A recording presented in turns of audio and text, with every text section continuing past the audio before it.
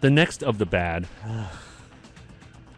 Dwayne Bowe from the Kansas City Chiefs. Over the Dwayne Bowe. Somewhere. Somewhere over the Where did he go? Where did he go? Well, it's like you get in a shouting match with the coach. It's like Anquan Boldin with that guy. What is the story with that guy in Kansas City? Oh, I know. He's an agitator. I don't know what he has against, like, you're my number one wide receiver. You're supposed to do everything I tell you or something. And then they get into some kind of spat.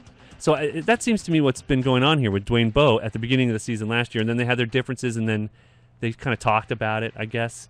But he had a tough 2009. He was in the doghouse, and then he got suspended 4 games for substance abuse. It's like, Dwayne, this is not the way to be a number one wide receiver. The biggest problem, though, is that he was dropping too many passes. He wasn't focused. And that's something we have to take a look at here in the preseason. Is he focused? Is he going to be worth the 4th or 5th rounder that, it's going to cost you to get him still? He was bad news on fantasy rosters last year. You never knew what you were going to get by starting him, and you were counting on him from where you draft him. Other guys on the team, Chris Chambers came over in the middle of the year last year and finished the year better than Dwayne Bowe. That's how bad Dwayne Bowe was. Really, because all Chris Chambers had to do was present his AARP card. It's really he got true. on the Chiefs, right? Yeah, it's really true. And not only that, but he goes to a division rival. From San Diego to Kansas City. San Diego didn't think very highly of Chris Chambers, right? Well, take him. Yeah, I remember when... He might have to change his diaper because he's getting a little old. Somebody in one of my leagues took Chris Chambers in like the 10th round, and I was like, Chris Chambers? He's like, he's in a contract year. And he was right. No, and here I am. I'm eating my words, and I made fun of the guy. Yeah. This year, Chris Chambers probably cost you a 12th or a 13th rounder, and why not? He finished 20 spots better than Bowe among all fantasy wide receivers last season.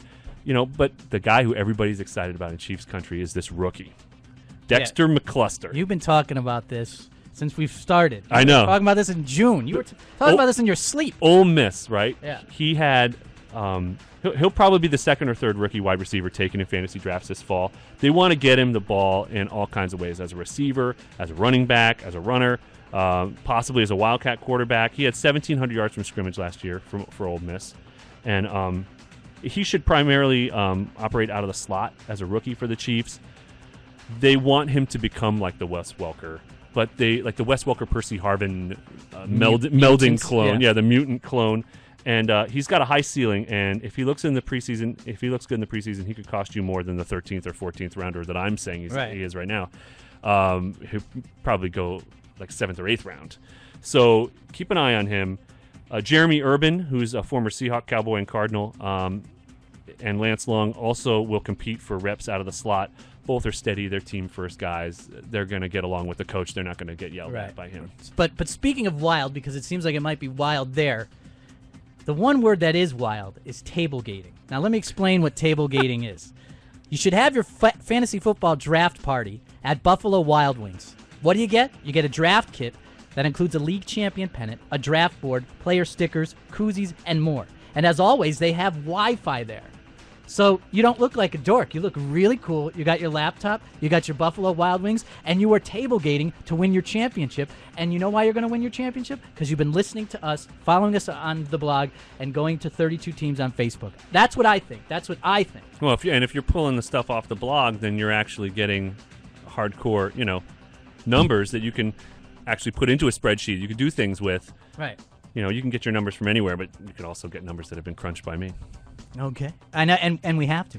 Now, we're heading down to the home stretch of the show, which a 2-minute warning will be coming, but we are still in the bad section of wide receivers, and this guy, overrated.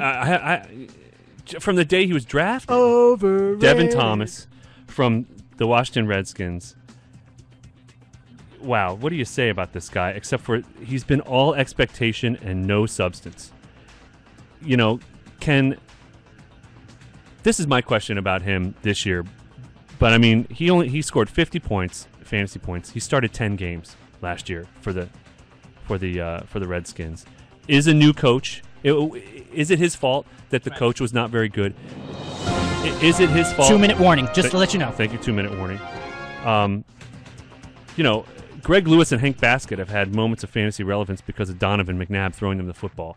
Can Devin Thomas be the next guy to benefit from McNabb's tutelage? This is the big question about him, because nothing's worked with this guy. But here's the problem.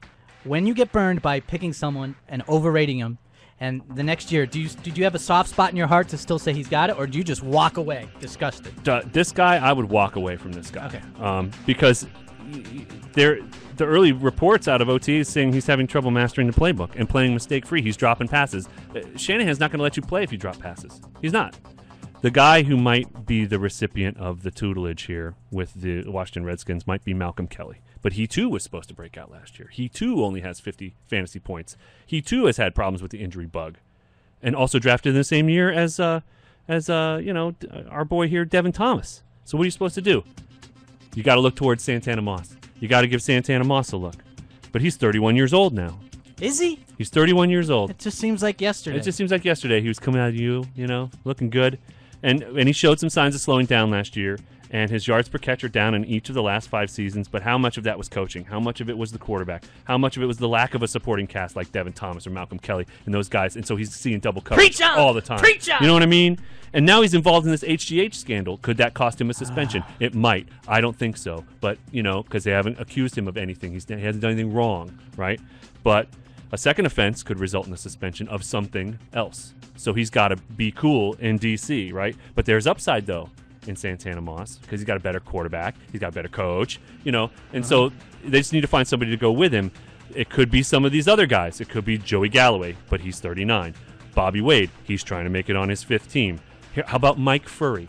There you go. Mike Furry might be the guy. He's like a Gizmo from the Gremlins. Right, and not only that, but he had that good season in Detroit in the Mike Martz offense, right? So there is past history that this guy could produce if given the opportunity. How about Terrence Austin, who is the rookie?